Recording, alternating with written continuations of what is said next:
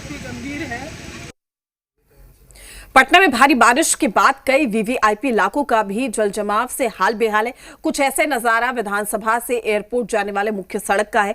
इससे एयरपोर्ट आने जाने वाले लोगों को काफी परेशानी हो रही है। यह आलम उस इलाके का है जहां कई मंत्री विधायकों और पटना हाईकोर्ट की जज का भी आवास है। पिछले 2 दिनों से रुक रुक कर लगातार बारिश हुई है। रविवार और शनिवार को जोड़ा जाए तो 155 mm राजधानी पटना में बारिश हुई है।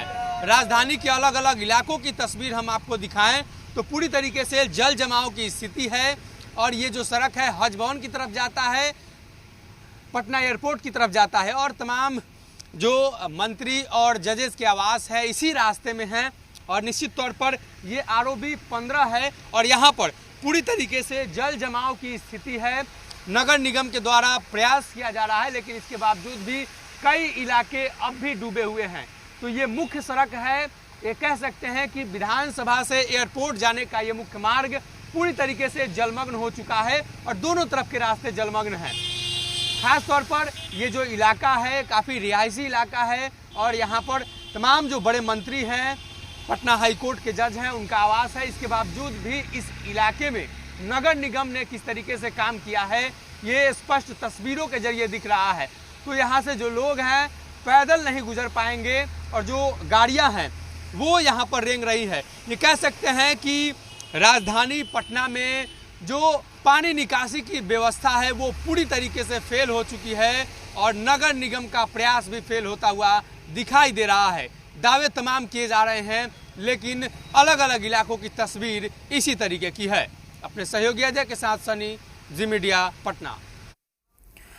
मानसून की भारी बारिश से पटना पानी पानी हो गया है। कई इलाकों में जल जमाव के हालात हैं। पटना के पुराना सचिवालय का एक हिस्सा जिसे कि सिंचाई भवन और अधिवेशन भवन का इलाका कहते हैं, उसके मुख्य द्वार पर काफी पानी जमा है। इससे पुराना सचिवालय में आने जाने वाले कर्मचारियों को काफी परेशानी का सामना करना पड़ रहा है। जूता पहनकर आने वाले लोग हाथ में जूता लेकर कार्यालय में जाते हुए दिखाई दिए।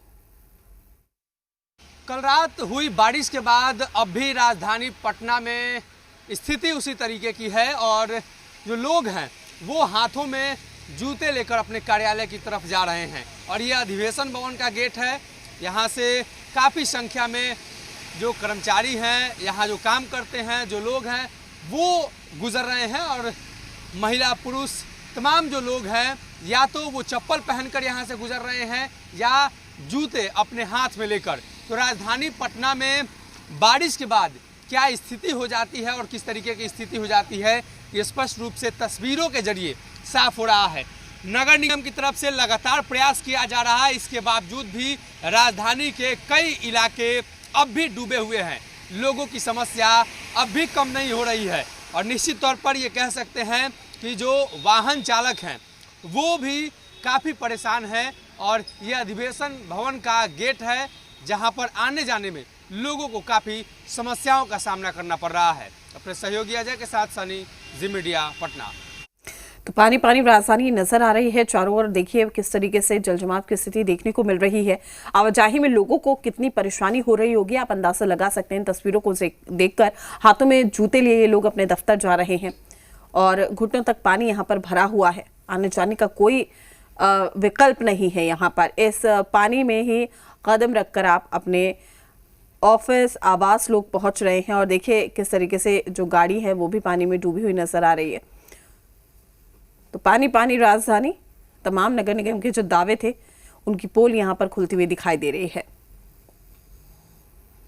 तो पुराना सचिवालय का ये गेट जहां पर पानी भरा हुआ है।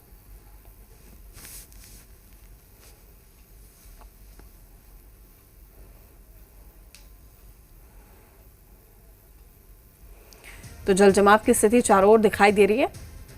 आपको बता दें कि घरों के अंदर तक पानी घुस गया है, दफ्तरों में पानी है। पुराना सचिवालय का ये गेट जिसकी तस्वीरें हम आपको दिखा रहे हैं, यहाँ पर भी लोग अंदर जाने के लिए हाथों में जूता और चप्पल लेकर यहाँ से गुजर रहे हैं। देखिए किस तरीके से लोग यहाँ पर दफ्तर पहुँच रहे हैं। स्थिति काफ़ी ज़्यादा बदतर कहा जा सकता है।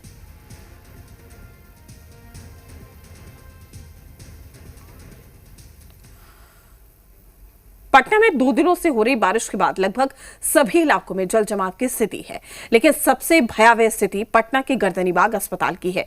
गर्दनीबाग अस्पताल और सिविल सर्जन ऑफिस कैंपस भी पानी में डूबे हुए हैं। महज 2 दिनों के मानसून की अच्छी बारिश के बाद राजधानी पटना में कुछ भी नहीं बचा। अस्पताल डूब गए, रेलवे स्टेशन, मुख्य सड़क, वीवीआईपी इलाका। और ये राजधानी पटना का गर्दनीबाग अस्पताल है और इस अस्पताल की स्थिति क्या है हम आपको अंदर जाकर दिखाएंगे। अभी वर्तमान में इसका कैंपस पूरी तरीके से डूबा हुआ है और संभवतः अस्पताल के अंदर भी पानी घुसा होगा।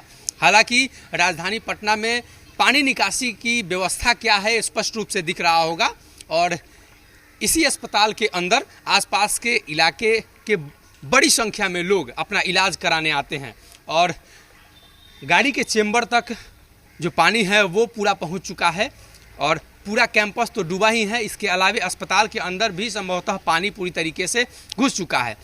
थोड़ी देर पहले अस्पताल के जो कर्मी थे वो हाथों में चप्पल और जूते लेकर अस्पताल के अंदर प्रवेश कर रहे थे। ये कह सकते हैं कि वैसे तो ये अस्पताल काफ़ी पुराना है, इसके भवन को लेकर भी काफ़ी चर्चाएं हुई, इसका नया बिल्डिंग बना लेकिन उसके बावजूद भी उसमें शिफ्टिंग नहीं किया गया और ये जर्जर भवन में इस अस्पताल को चलाया जाता है। लेकिन अभी एक बार फिर से जब बरसात हुई तो अस्पताल के अंदर पूरा पानी घुस चुका है और अंदर की तस्वीर हम आपको दिखाते हैं कि इस स्थिति में कैसे यहाँ डॉक्टर इलाज करेंगे और जो मरीज है उनकी इलाज की कैसे व्यवस्था होगी। और इस तरफ पूरा पानी अस्पताल के अंदर घुसा हुआ है और ये शल्य कक्ष है, यहाँ भी पूरी तरीके से पानी घुस चुका है। तो ये कह सकते हैं कि एक राजधानी पटना के अंदर नगर निगम किस तरीके से काम करती है उसकी ये वानगी है। यहाँ के कर्मियों ने बताया कि कल से ही नगर निगम को इसकी सूचना दी गई है, लेकिन इसके बावजूद भी नगर निगम की टीम के द्वारा यहाँ से पानी की निकासी नहीं की गई, जबकि अस्पतालों के अंदर जो 24 घंटे सुविधाएं होती हैं, लोगों की परेशानी अस्पतालों के अंदर अगर इस तरीके से पानी लगी रहेंगी तो बढ़ जाएंगी। तो इसकी प्राथमिकता सबसे पहले नगर निगम को देनी होगी और प्राथमिकता देकर यहाँ से पानी निकासी को लेकर कोई ना कोई व्यवस्था करनी होगी। मेरे सहयोगी अजय के साथ सनी, जी मीडिया, पटना।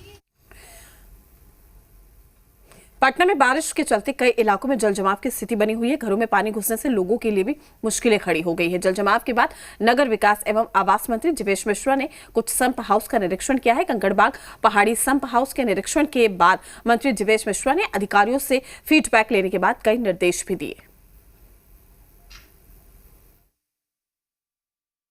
पूरे कंकड़बाग समेत पूरे पटना में उनका अभियान जारी था वाटर लॉगिंग क्लियर करने का।